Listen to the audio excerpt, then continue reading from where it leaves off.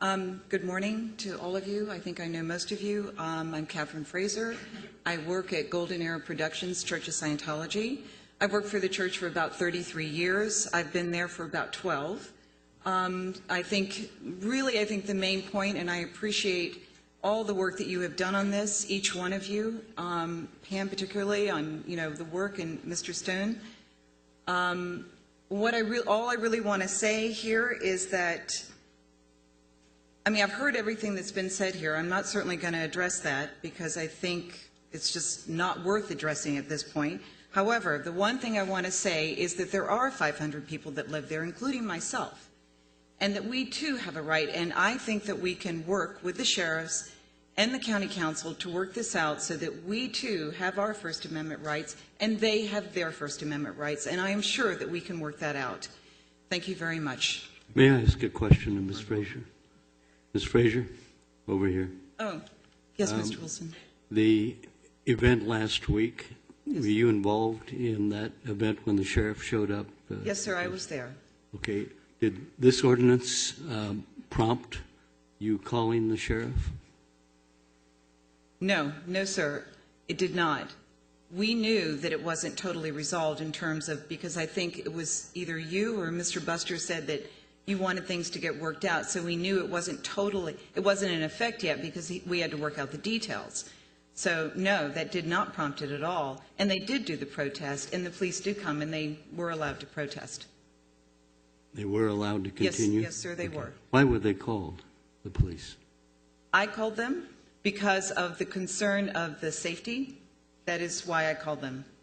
For my safety, for others. I personally have been threatened by them, not there, but at another location, and that was why.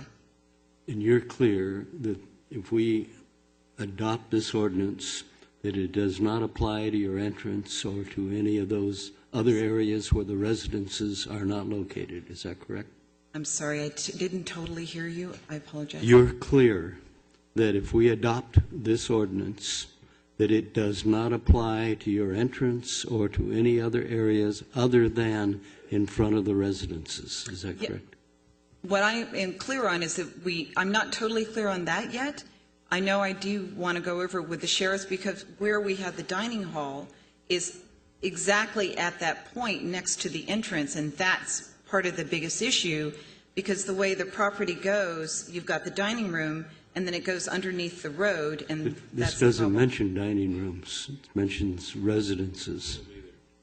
I guess I've always considered, because the apartments themselves don't have cooking facilities, the dining hall is where we all eat and we all have to go there, and that's really becomes a bit of the problem. But I think what we can do again is get with the county council, work out with sheriff, and absolutely we will make sure that both First Amendment rights are given, and I understand that has to be that way, and we're going to work that out.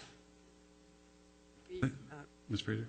Yes, I just wanted to mention we have had discussions about whether the dining hall is a residence, and it's those residential areas that we've pointed out on the map that are the areas that would have to be targeted, not necessarily a dining hall. No, I know. I'm totally aware of that, and I know that's something we need to work out. Yes. Thank you, Ms. Fraser. Mr. Chiquette will be followed by Patricia Curtis.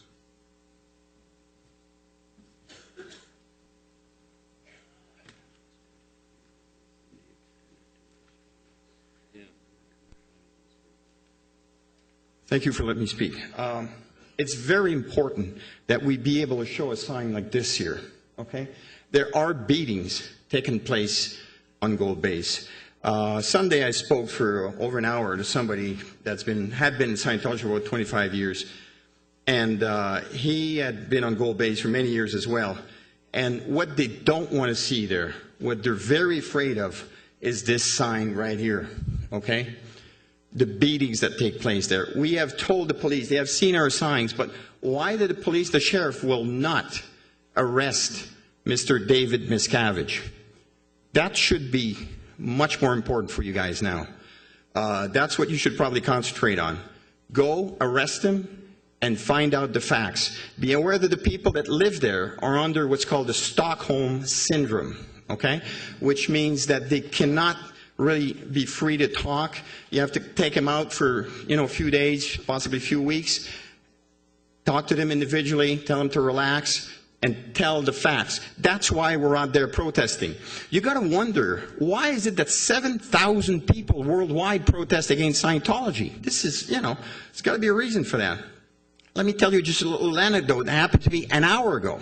When I came here, I was followed by a black pickup truck, a black Toyota pickup truck without license plates. It had the dealer plates on it. Well, that's not a big deal, right? But listen, this guy followed me 4 months ago out of Hemet with the two ladies here. They'll be able to corroborate that. And then he also followed me in Tustin after a Scientology protest both times. Each of those times, I told the police and the sheriff that this man had no plates, no registration. I went to the Tustin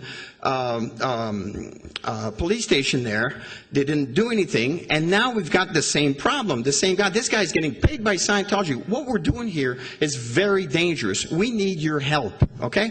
Another thing, I tried to file charges here with Sergeant Morin on November 4th, Election Day.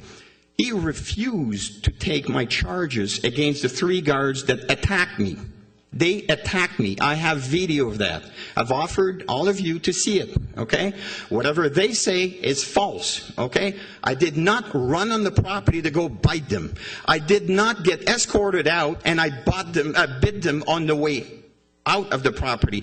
These are lies. Scientology has a procedure to lie if you'd like to see it. It's well explained on how to lie, okay? It restricts free speech, and I need to show that sign here at Gold Base, okay? This is my constitutional right, okay? I need to show that to everybody. Thank you. Thank you, Mr. Schukett.